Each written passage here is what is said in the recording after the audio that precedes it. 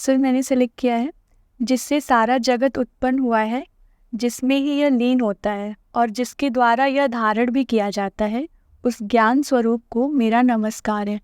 तो मैंने इसको इसलिए सेलेक्ट किया है क्योंकि मुझे ऐसा लगता है कि इसमें हमारे बिगनिंग और एंड की बात करी गई है। तो उस चीज़ को मैं समझना चाहती हूँ क्योंकि बिगनिंग और एंड को लेके बहुत सारे कॉन्सेप्ट्स हैं हमारे, मतलब मेरे माइंड में खुद के बिगनिंग और एंड को लेके। तो मैं आपसे जानना चाहती हूँ कि इसका क्या मीनिंग है इसमें। तो ये जो वर्स आपने सिलेक्ट किया है ये है तैत्तरीय उपनिषद से, जिसमें कहा जा रहा है जिससे सारा जगत उत्पन्न हुआ है। यहाँ पर कहा जा रहा है कि उत्पन्न हुआ है क्योंकि जिसने ट्रांसलेट किया संस्कृत से हिंदी में, उसने उसी तरीके से किया जैसी उसकी अंडरस्टैंडिंग है। जबकि इन रियलिटी ये जो जगत है ये भी उत्पन्न नहीं होता है, ये अपीयर होता है और डिसअपीयर हो जाता है। जैसे कि एक रेनबो है, क्या रेनबो उत्पन्न होता है? उत्पन्न मतलब कि कुछ बन गया है।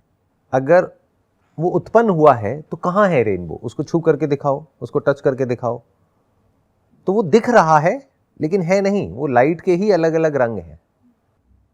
जैसे जो भी कुछ है आज साइंटिफिकली ये कहा जा रहा है कि ये सब देखने में पार्टिकल्स हैं लेकिन है सब वेव्स।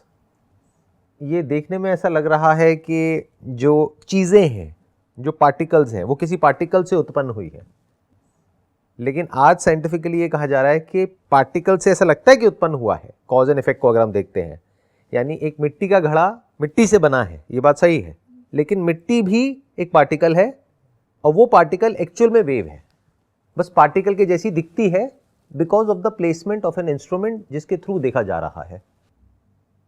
तो इसमें क्या किया है कि जिससे सारा जगत उत्पन्न हुआ है, तो यहां पे बात करी जा रही है the cause of all the causes and all the effects.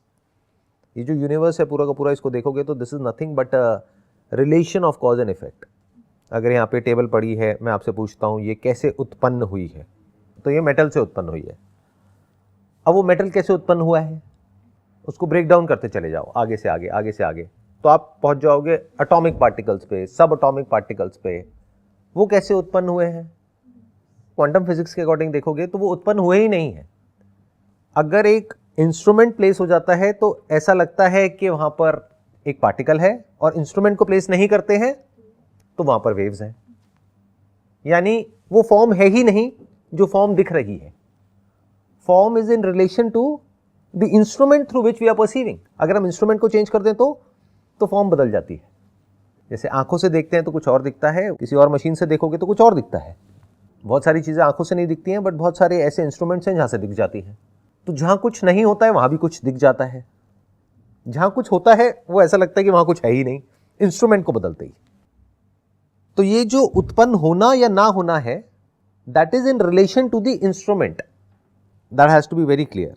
लेकिन यह भी क्लियर है कि जब इंस्ट्रूमेंट नहीं होता है तो वहां पर वेव होती है, दैट वाइब्रेशन जिससे कि सब कुछ उत्पन्न हो रहा है, उसकी बात यहां पर करी जा रही है। दैट इटर्नल वेव, एक ऐसी वेव जो कभी रुकती ही नहीं है, और जहां पर वेव है वहां पर साउंड है, जिसके बारे में मैं बात करता हूं अपने सेशंस में, साउंड ऑफ साइलेंस।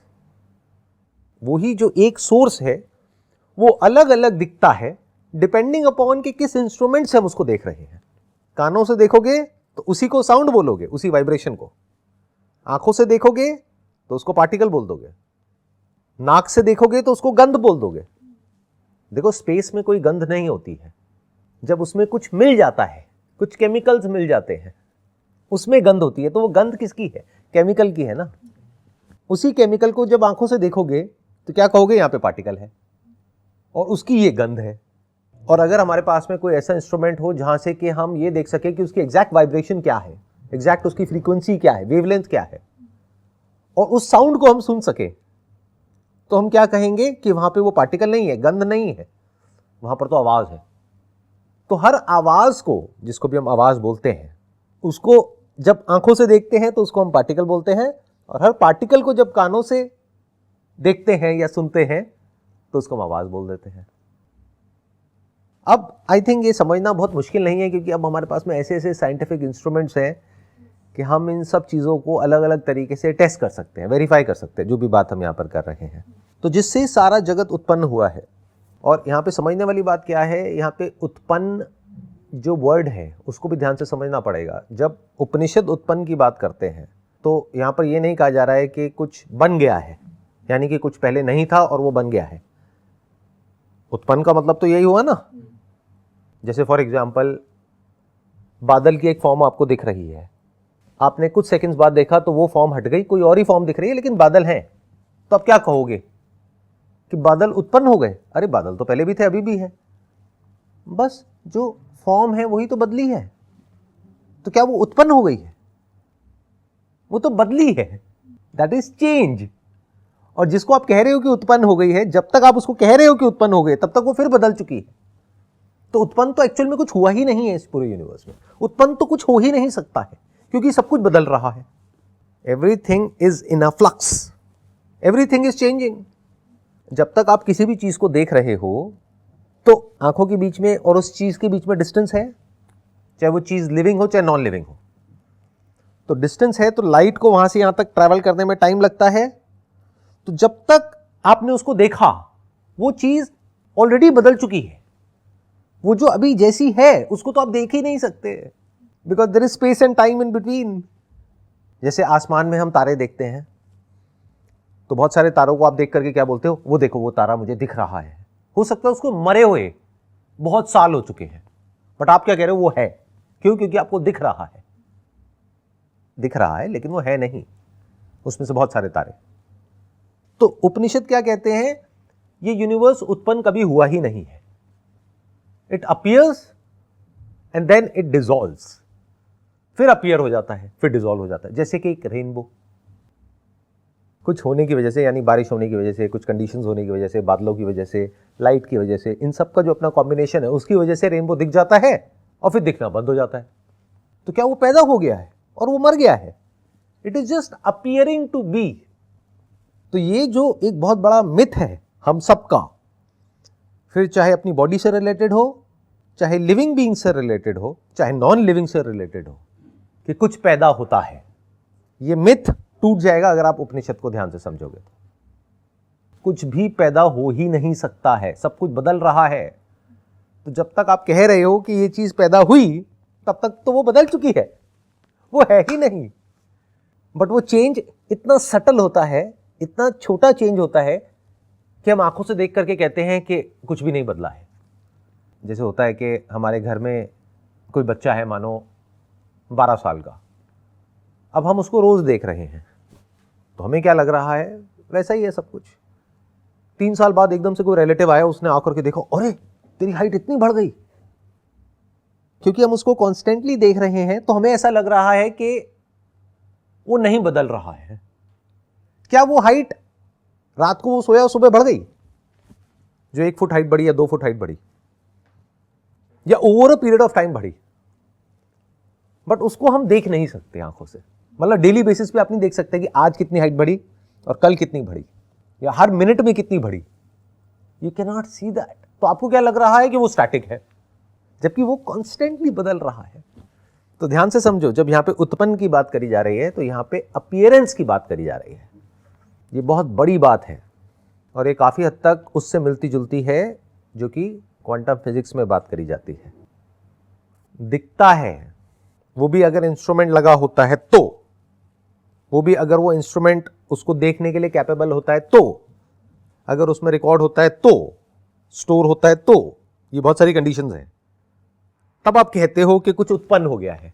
इंस्ट्रूमेंट को हटा दो, तो एक्चुअल में क्या हुआ? कुछ भी नहीं। वहां क्या था? वेव। क्या है वेव?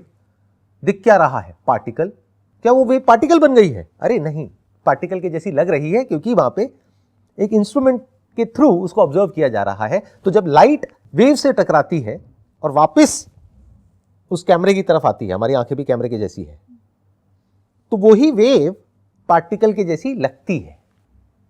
जैसे रेगिस्तान में होता है कि जहां पर एक्चुअल में पानी नहीं है, चारों तरफ रेत ही रेत है, लेकिन लोगों को पानी दिख रहा है, आंखों से पानी दिख रहा है। वो वहम नहीं है, एक्चुअल में एक मिराज है। यानी जो लाइट है वो मिट्टी के साथ इस तरीके से इंटरैक्ट कर रही है कि वहां पे पानी दिख रहा है, पानी है नहीं।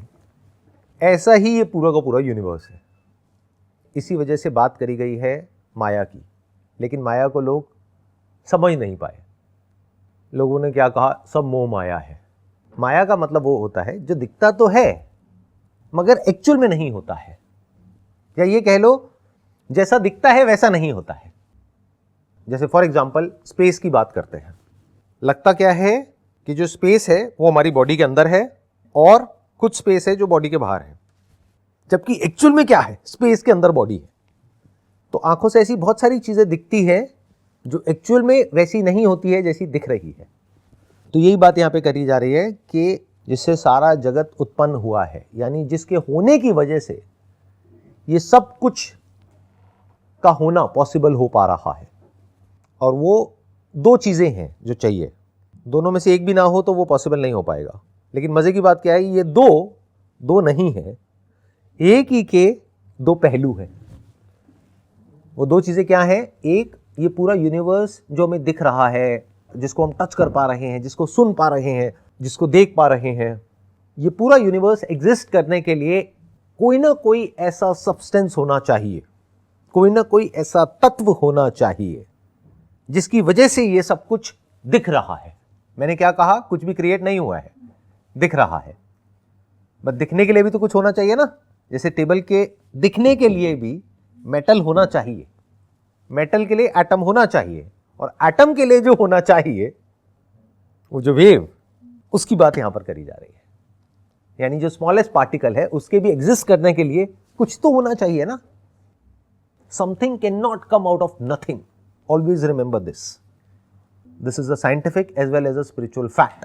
क्योंकि जैसे हम यहां से हट जाते हैं, हम कुछ उल्टा सीधा इमेजिन करने लग जाते हैं। हम ये इमेजिन करते हैं कि जो ब्रह्मन है, जिसकी बात यहां पर करी जा रही है, आत्मा है, वो है, लेकिन कुछ ही ऋषि मुनि हैं, उन्हीं की पकड़ में है, हम लोगों की पकड़ में नहीं है, हम लोगों की रेंज में वो नहीं है, हम लोग उसको नहीं समझ सकते। उसके लिए तो पहले हमको बहुत प्योर होना पड़ेगा, या पता नहीं क्या क्या करना पड़ेगा, तब जाकर के हम उसको रियलाइज कर पाएंगे। या फिर वो है लेकिन कहीं बादलों के ऊपर, कहीं पर दूर, कहीं किसी और दुनिया में है। ये सब बकवास है। सच क्या है कि जहां पर आप हो वहीं पर आत्मा है। आत्मा मतलब मैं। कहीं और कैसे हो सकते हो? क्या आप खुद कहीं और हो सकते हो? जहां पर आपकी बॉडी है वहीं पे उसका सोर्स है। बस देखने की नजर चाहिए। आंखों से देखोगे तो बॉडी दिखेगी, बट अगर बिना आंखों के आपको देखना आता है, यानी बिना इंद्रियों के अगर आपको देखना आता है, तो बॉडी का जो सब्सटेंस है in its raw form as a wave आप उसको देख लोगे। And that substance is not different from consciousness. This is the most interesting discovery of the Vedas and the Upanishads. नहीं तो ये इतना इंटरेस्टिंग नहीं होता अगर इसमें कोई ऐसी बात करी जाती जिससे मेरा कनेक्शन नहीं होता, यानी आपका कनेक्शन नहीं होता। मान लो यूनिवर्स में किसी ब्लैक होल के बारे में बात चल रही है। Yes, that is interesting, but how does it matter to me? How is it connected to me? The beauty of this is कि दैट सब्सटेंस जिसकी वजह से ये सब कुछ अपीयर हो रहा है, that substance is not different from you, that is you. वही इसमें आगे कहा जाएगा, अभी हम जैसे से आगे बढ़ेंगे, जिसमें ये लीन होता है। लीन मतलब लय होता है, जिसमें ये समा जाता है। जैसे जो रेनबो है वो जिसमें लीन हो गया। किस में लीन हो गया? कहाँ से प्रकट हुआ था? लाइट से ही प्रकट हुआ था ना। लाइट के साथ रंग है, तो ये कहना गलत नहीं होगा कि वो रेनबो लाइट में लीन हो गया। लीन हो गया मतलब क्या? क्या वो लाइट से अलग था? जिस वक्त रेनबो था उस वक्त भी लाइट ही थी। हम तब कहते ना लीन हो गया जब वो उससे अलग होता, यानी एक लाइट होती और एक रेनबो होता, ये दो होते, तब कहते कि ये जो दूसरा है ये पहले में लीन हो गया। दो थे ही नहीं, दो दिख रहे थे, एक आपको लाइट दिख रही थी, एक रेनबो दिख रहा था। अब आप कह रहे हो वो दोनों एक दूसरे में लीन हो गए। लीन तो तब हुए होते ना जब अलग हुए होते। अलग दिख रहे थे लेकिन अलग एक्चुअल में नहीं हुए, तो लीन कहां से हो गए? बिल्कुल ऐसे जैसे पानी में लहर लीन हो गई। मतलब क्या जब वो लहर थी तब वो पानी से अलग थी? क्या लहर की अपनी कोई सेपरेट एग्जिस्टेंस थी जो जा करके पानी में मिल गई? अगर ये बात आपको समझ आ रही है तो ये जो पूरा का पूरा कॉन्सेप्ट हम लोगों के दिमाग में बैठा हुआ है मोक्ष का, मुक्ति का, वो सब पे एक बहुत बड़ा क्वेश्चन मार्क लग जाएगा। फिर मुक्ति का मतलब क्या, मोक्ष का मतलब क्या, ये जान लेना कि एक्चुअल में लहर की अपनी कोई सेपरेट एग्जिस्टेंस है ही नहीं, थी ही नहीं, होगी ही नहीं। पानी ही था, पानी ही है, पानी ही रहेगा, चाहे वो रहे या मिटे। तब कौन सी मेडिटेशन करोगे, कहाँ जाओगे, क्या करोगे? आप अभी मुक्त हो गए यहीं की यहीं, अगर इस सच को देख लेते हो तो जिसमें यह लीन होता है और जिसके द्वारा यह धारण भी किया जाता है। मतलब तीनों बातें हो गई, क्रिएशन, डिसोल्यूशन एंड प्रेजर्वेशन, और जिसके द्वारा यह धारण भी किया जाता है। क्या ये कहना सही होगा या गलत होगा कि जो रेनबो है उसको लाइट ने धारण किया हुआ है? कहने के लिए ठीक है किसी ऐसे इंसान को जो रेनबो को लाइट से अलग समझ रहा है, बट एक्चुअल में टेक्निकली ये गलत है ये कहना भी। क्या लाइट ने रेनबो को धारण किया हुआ है? मतलब लाइट अलग से कुछ है, लाइट भगवान है, और जो रेनबो है उसकी अपनी मान लो कोई सेपरेट एग्जिस्टेंस है, या वो कोई जीव है, उसको लाइट ने धारण किया हुआ है। तो ये उसके लिए ठीक है जिसकी समझ अभी बहुत ही बेसिक लेवल की है, जिसको हम बोलते हैं बालक बुद्धि, उनके लिए सही है ये। क्योंकि बच्चे को कैसे समझाओगे अब, वो तो कहेगा नहीं मुझे दिख रहा है तो इसका मतलब है। बट जिसका साइंटिफिक माइंड होगा वो कहेगा कि बहुत कुछ दिखता है इस यूनिवर्स में, लेकिन ज़रूरी नहीं है कि वैसा होता है। जैसे धरती फ्लैट दिखती है लेकिन एक्चुअल में गोल है। तो जो भी दिखता है उसको एज इट इज़ एक्सेप्ट मत कर लो, उसको क्वेश्चन करो, फिर उसको समझो कि क्या हो रहा है। तो यहाँ पे जो भी कुछ कहा जा रहा है वो किसके स्टैंड पॉइंट से कहा जा रहा है, किसको कहा जा रहा है? एक ज्ञानी है जो अज्ञानी को कह रहा है। लेकिन अगर दो ज्ञानी आपस में बात करेंगे तो इन बातों पे हंसेंगे, क्योंकि इन बातों का कोई मतलब ही नहीं है। इसीलिए कहते हैं सत्य के बारे में कुछ भी नहीं कहा जा सकता है। जो अल्टीमेट रियलिटी है, जो सुप्रीम ट्रूथ है, उसके बारे में कुछ नहीं कहा जा सकता है। क्योंकि कुछ भी कहोगे और अगर आप में थोड़ी सी बुद्धि है तो आप समझ जाओगे कि वो गलत है, अगर आप सच को देख रहे हो तो। जैसे मैंने भी आपको एग्जाम्पल दिया रेनबो का, जिससे सारा जगत उत्पन्न होता है, जिससे रेनबो उत्पन्न होता है। एग्जाम्पल है ये, एज इट इज मत ले लेना। कहीं आप कहो अच्छा लाइट की ही बात हो रही है, अच्छा वो लाइट ही है, हाँ वो भी बोलते हैं कि वो लाइट है, यहाँ पर बैठ करके लाइट देखते रहो, वट एवर इट इज, कहीं आप उसको लाइट ही समझ लो। तो मैं एग्जाम्पल के लिए आपको बता रहा हूँ, जिससे सारा जगत उत्पन्न होता है, जिससे रेनबो उत्पन्न होता है, जिससे इंद्रधनुष उत्पन्न होता है, जिसमें ये लीन हो जाता है, जिसके द्वारा ये धारण भी किया जाता है। क्या ये सब बातें सेंसिबल लग रही हैं सुनने में, अगर सिर्फ रेनबो की और लाइट की बात करी जाए, या फिर कहने के लिए, समझाने के लिए, बट एक्चुअल में ऐसा कुछ नहीं हो रहा है? क्यों? क्योंकि रेनबो उत्पन्न हुआ ही नहीं। उत्पन्न मतलब होता है कि कुछ बन गया है और कुछ स्टैटिक है। तो इस पूरे यूनिवर्स में सब कुछ हो रहा है, कुछ भी हुआ ही नहीं। दोनों में फर्क देख पा रहे हो? Very difficult to see, but ध्यान से देखो। क्या रेनबो उत्पन्न हो गया है, या जिस वक्त वो दिख रहा है उस वक्त भी लाइट मोशन में है, वो स्टैटिक दिख रहा है, बट वहां पर स्टैटिक कुछ भी नहीं है, सब कुछ मोशन में है। तो वो रेनबो बदल रहा है हर सेकंड में, बट बदलता हुआ दिख नहीं रहा है कुछ सेकंड्स तक। तो आपको क्या लग रहा है कि वो बन गया है?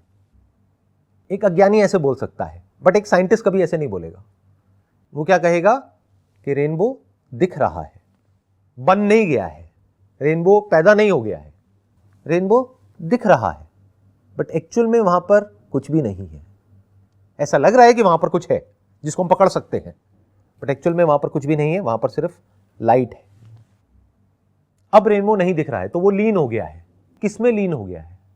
लीन तो तब होता ना जब वो उसके सोर्स से अलग होता। जैसे एक मिट्टी की मूर्ति है, उसको हमने तोड़ दिया, तो क्या आप ये कहोगे कि वो मिट्टी की मूर्ति मिट्टी में लीन हो गई? ये तब कह सकते थे जब वो मिट्टी की मूर्ति मिट्टी से अलग होती। फॉर एग्जाम्पल, एक कलर है, उसको पानी में मिला दिया, तो आप कह सकते हो कि वो कलर पानी में लीन हो गया। अब पानी जिसका पहले कोई रंग नहीं था, वो पानी लाल हो गया। That makes sense. बट जो मिट्टी की मूर्ति है, क्या वो मिट्टी में लीन हो गई है? क्या रेनबो लाइट में लीन हो गया है? क्या ये दो अलग अलग चीजें हैं, रेनबो और लाइट? क्या मिट्टी की मूर्ति और मिट्टी दो चीजें हैं? दो दिख रहे हैं, बट एक्चुअल में जिसकी नजर सही है वो क्या कहेगा देख करके? दो दिख रहे हैं लेकिन दो नहीं है, एक ही है।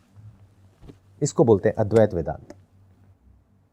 यानी दो नहीं है, दो दिखते हैं, जिसमें ये लीन होता है और जिसके द्वारा ये धारण भी किया जाता है। क्या मिट्टी ने मिट्टी की मूर्ति को धारण किया हुआ है? अगर मिट्टी की मूर्ति होती तो मिट्टी मिट्टी की मूर्ति को धारण करती। अरे है ही नहीं, दिख रही है, मिट्टी ही तो है। वो मूर्ति तो आपकी अपनी एक इमेजिनेशन है जो आपकी ब्रेन में है, एक्चुअल में कहां है? मिट्टी की ही एक फॉर्म है। देखने वाले की नजर होनी चाहिए। अगर नजर है तो बादलों में भी आपको कुछ नजर आ जाएगा, नहीं है तो भगवान खुद भी आपके सामने आ जाएंगे, तब भी आप उनको नहीं पहचान पाओगे। नजर का खेल है ना सारा। तो ये सब कहां है? आपकी नजरों में है। यथा दृष्टि तथा सृष्टि, तो पूरी सृष्टि आपकी दृष्टि में है, जिसके द्वारा यह धारण भी किया जाता है। उस ज्ञान स्वरूप को मेरा नमस्कार है। This is the most beautiful part of this verse. उस ज्ञान स्वरूप को, मतलब क्या कहा जा रहा है? इस पूरे यूनिवर्स का जो सोर्स है ज्ञान का, वो ही स्वरूप है। जब यहां पे ज्ञान की बात हो रही है तो नॉलेज की बात नहीं हो रही है। जो हमको एक्सपीरियंस होता है, बोध होता है, कोई सेंसेशन होती है, उसके बारे में पता लगता है, कुछ दिखता है तो पता लगता है, उसकी बात हो रही है। जैसे इस टेबल का आपको ज्ञान हो रहा है दो तरीके से। एक कि ये टेबल है, तो that is a name given to a form. यहां पे उस ज्ञान की बात नहीं कर रहे, यहां पे कह रहे हैं कि जब इस टेबल को टच कर रहे हो तो पता लग रहा है कि यहां पे टेबल है। बल्कि ये भी कहना गलत होगा कि यहां पे टेबल है। Table is just a name given for convenience sake. यहां पर कुछ है, तो ये जो कुछ है ये कॉन्शियसनेस है। जैसे दोनों हाथों को आप टच करते हो तो गर्मी पैदा होती है, उसके बारे में आपको पता लगता है। अब इसको आप चाहे गर्मी कहो चाहे सर्दी कहो, लेकिन ये जो पता लग रहा है दैट इज कॉन्शियसनेस। उस स्टैंड पॉइंट से यहां पे ज्ञान को यूज किया गया है। और उस ज्ञान का स्वरूप, मतलब ये जो हमको एक्सपीरियंस हो रहा है, ये जो कॉन्शियसनेस है, उसका जो एसेंस है, उसका जो स्वरूप है, यानी वो एक्सपीरियंस जिस पे टिका है, जिसकी वजह से वो एक्सपीरियंस हो पा रहा है, वो ही इस पूरे जगत का कॉज है। तो ये भी दो लग रहे हैं देखने में, लेकिन दो नहीं है। अभी थोड़ी देर पहले मैंने क्या कहा था? ये सब कुछ पॉसिबल होने के लिए, ये जगत के पॉसिबल होने के लिए दो अलग अलग चीजों का होना जरूरी है। एक सब्जेक्ट, एक ऑब्जेक्ट। और ये है ऊपर ऊपर लेवल से देखना, बट डीपली देखो तो ऑब्जेक्ट का जो कॉज है, यानी जो सोर्स है, जो मटेरियल है जिससे कि वो ऑब्जेक्ट बना है, उसका होना जरूरी है। उसके बिना ऑब्जेक्ट का दिख पाना पॉसिबल नहीं है। रेनबो के लिए लाइट का होना जरूरी है। तो यहां पर क्या कहा जा रहा है कि वो जो इस पूरी क्रिएशन का सोर्स है, वो जो इटर्नल वेव है, वो ही कॉन्शियसनेस का भी सोर्स है, वो ही ज्ञान स्वरूप है। तो सत और चित ये दो अलग अलग नहीं है, ये एक ही रियलिटी को दो अलग अलग स्टैंड पॉइंट से बोला जा रहा है। सब्जेक्ट के पॉइंट ऑफ व्यू से उस सत्य को कहा जा रहा है कि वो चित है। चित मतलब कॉन्शियसनेस, ज्ञान स्वरूप है। और मटेरियल के स्टैंड पॉइंट से, यानी जो बॉडी है, ये टेबल है, ये सोफा है, इस सब का जो सोर्स है, उसके स्टैंड पॉइंट से क्या कहा जा रहा है कि वो सत्य है, कि ये सब मिट जाता है जो भी दिख रहा है। ये धरती भी मिट जाएगी, चांद तारे भी मिट जाएंगे, सब कुछ मिट जाएगा, लेकिन सब कुछ मिटने के बाद भी जो नहीं मिटता है वो सत्य है। रेनबो के मिट जाने के बाद भी जो नहीं मिटता है वो सत्य है। बट अगर इसको एक स्टेप और आगे बढ़ाओ तो रेनबो किसकी वजह से दिख रहा है? सन की वजह से, जो सन से लाइट एमिट होकर के यहां तक पहुंच रही है। बट हमें यह भी पता है साइंटिफिकली कि एक दिन सन भी नहीं रहेगा। हमें यह भी पता है कि एक दिन सन भी मिट जाएगा, ये प्लैनेट भी मिट जाएगा। जब प्लैनेट मिट गया तो पानी कहां है? और पानी नहीं है तो बादल कहां है? और फिर रेनबो कहां है? तो सब कुछ मिट गया, लेकिन ये सब कुछ मिटने के बाद भी जो नहीं मिटा वो सत्य है। मतलब कि जो था, है और रहेगा, that is beyond time, beyond space, जिसमें टाइम और स्पेस का कॉन्सेप्ट है। तो वो सत्य ही, जिस पूरे यूनिवर्स का सत्य है, इस पूरे जगत का सत्य है, वो ही ज्ञान स्वरूप है। वो जो ज्ञान स्वरूप है उसको मेरा नमस्कार है। अब मजे की बात देखो, कौन नमस्कार कर रहा है? नमस्कार करने के लिए भी दो का होना जरूरी है ना। वो जो है ही नहीं, वो उसको नमस्कार कर रहा है जो है। क्या नहीं है? हमारा अहंकार, अहम का आकार, जो भी हम खुद को समझते हैं, क्या समझते हो आप खुद को? दो ही इल्यूजन्स हैं। या तो अगर आप एथीस्ट के स्टैंड पॉइंट से देखोगे तो आप क्या कहोगे कि मैं ये बॉडी हूँ, या कहोगे मैं एनर्जी हूँ, या अगर स्पिरिचुअल स्टैंड पॉइंट से कहोगे तो कह दोगे कि मैं आत्मा हूँ, सोल हूँ, जो इस बॉडी में हूँ, फिर यहाँ से निकलती हूँ, फिर कहीं और चली जाती हूँ, और इससे पहले भी कहीं थी। यही दो कॉन्सेप्ट्स हैं। अहंकार इन दो पे ही टिका है, इसी पे सारी कहानियाँ टिकी है, स्वर्ग नर्क की, पुनर्जन्म की, कर्मों की, सब कुछ इसी पे टिका है। क्या है? एक शरीर और एक माइंड जिसको हम आत्मा बोलते हैं। इन दोनों को हटा दो और उसके बाद जो बचा रह जाता है वो एक्चुअल में आत्मा है। तो ध्यान से समझो कौन किसको नमस्कार कर रहा है। एक ऐसा इंसान जिसने अपने गुरु की बातें सुनी या उपनिषद में जो लिखा हुआ है उसको पढ़ा, समझने की कोशिश करी, उसके ऊपर चिंतन किया, ध्यान दिया कि यहाँ पे क्या लिखा हुआ है, ध्यान किया नहीं, ध्यान दिया कि यहाँ पे क्या लिखा हुआ है, उसको समझा, फिर जिस रियलिटी की तरफ ये पॉइंट कर रहे हैं उपनिषद सारे, उस रियलिटी को देख लिया अपनी इन आंखों से नहीं। एक ऐसी आंख है हमारे अंदर जिसके थ्रू हम कुछ ऐसा देख सकते हैं जो अपनी इन आंखों से नहीं देख सकते, इन कानों से नहीं सुन सकते। तो उसके थ्रू हमने एक ऐसी रियलिटी को देख लिया जिसके बारे में हम कुछ नहीं कह सकते, बस ये कह सकते हैं कि वो है। उसके अलावा जो भी कुछ कहेंगे वो सिर्फ कहने के लिए होगा। तो उस रियलिटी को देखने के बाद में वो जो अज्ञानी है, पहला थॉट जो उसके अंदर से आएगा जब वो उसको देखेगा पहली बार, तो उसके अंदर से एक भाव उठेगा कि मैं उस परमात्मा को, यानी कि वो जो सोर्स है इस पूरे के पूरे जगत का और जो ज्ञान स्वरूप है, उसको नमन करता हूँ। लेकिन अभी भी उसको ज्ञान पूरी तरह से नहीं हुआ है, क्योंकि वो जो नमस्कार कर रहा है उसको ये लग रहा है कि मेरी अपनी भी एक सेपरेट एग्जिस्टेंस है और मैं उस रियलिटी को नमस्कार कर रहा हूँ। जब पूरा ज्ञान हो जाएगा तो नमस्कार करने वाला और जिसको नमस्कार किया जा रहा है उनके बीच का जो भेद है, जो एक्चुअल में नहीं है, वो भी मिट जाएगा। बिल्कुल ऐसा है कि रेनबो ने लाइट को रॉ फॉर्म में देख लिया और अब रेनबो लाइट को नमस्कार कर रहा है। तो उस नमस्कार करने को आप भक्ति कह सकते हो, कि मतलब वो उसकी पूजा कर रहा है कि देखो मैं आप ही का बना हूं, आप ही में स्थित हूं, आप ही में लय हो जाता हूं, तो मैं आपको नमस्कार करता हूं। अब तो अगर वो ये समझ करके कर रहा है, जो रेनबो है, लाइट को नमस्कार, कि मैं और लाइट दो नहीं है, मैं ही लाइट हूं और लाइट ही मैं हूं, जिसको भी मैं बोलता हूं, तब तो कोई दिक्कत नहीं है। लेकिन अगर वो ये समझ रहा है कि लाइट अलग है और रेनबो अलग है, तो वो अभी भी अज्ञान के दायरे में है। तो यहां पर ये कहना बहुत मुश्किल है कि जो कहा जा रहा है वो अज्ञानी के स्टैंड पॉइंट से है या ज्ञानी के स्टैंड पॉइंट से है, क्योंकि दोनों नमस्कार करेंगे, लेकिन दोनों के करने के भाव में बहुत फर्क होगा, जमीन आसमान का फर्क होगा।